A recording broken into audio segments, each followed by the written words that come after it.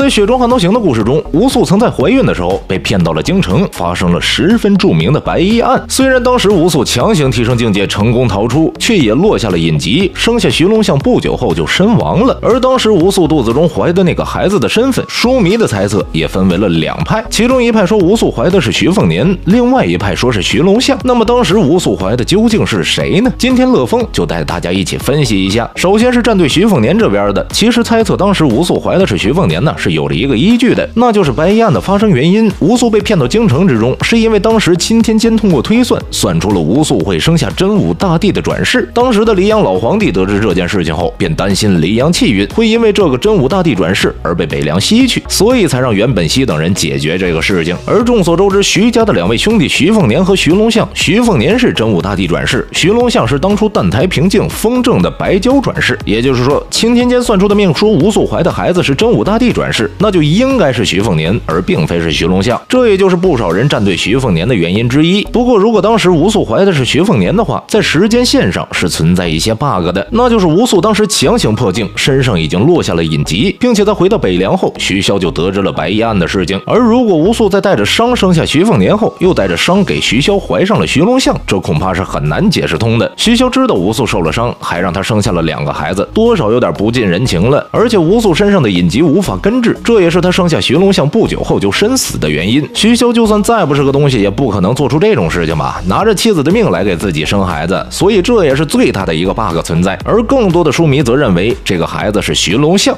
看过雪中的都知道，吴素曾在怀孕的时候被骗到了京城，发生了白衣案。而在当时她肚子里怀的是谁呢？除了说是徐凤年的，另外一个战队就是说徐龙象的了。吴素在白衣案的时候已经生下了徐凤年，当时所怀的是第二个儿子徐龙象。而有着这个推断的原因还是有很多。第一点就是吴素当时受伤落下隐疾，黄门儿在出生之后就心智不全，似乎是跟吴素怀孕受伤是有着一些关联的。当然，对于黄门儿心智不全的官方解释，是因为他天生金刚镜，根骨过于非凡，所以上天夺走了他的心智。不过用吴素怀孕受伤作为解释，同样是很合理的。而另外一点就是吴素本身就受了重伤，能够安稳的将当时怀孕的孩子生下来就已经是万幸了。徐凤年要比徐龙象大上7岁，吴素很难撑着重伤的身体生下徐凤年后，又经过了6年怀上了徐龙象，然后生下徐龙象后再身死。所以当时白衣案中吴素怀的是徐龙象，在时间上更为合理。不过对于这个猜测的 bug， 就是钦天监所算出来的真武大帝转世，真武大帝转世只能是徐凤年，这一点在早期的故事中就有不少的呈现。比如二姐在真武大帝像背后刻下了发配6000里，徐凤年就是跟着老黄带着一匹烈马走了3年6000里呀。在跟王初东见到那个托碑王八的时候，徐凤年对石碑上那有关真武大帝的记载有着共鸣，后续也请下了真武大帝的法身。毫无疑问，徐凤年就是真武大帝的转世。那么钦天监是算错了吗？要知道钦天监主要就是观察星象和推算历法，在这种事情上他们是根本不可能出错的。而吴素也确实有个儿子是真武大帝转世，那么这个冲突他又如何解释呢？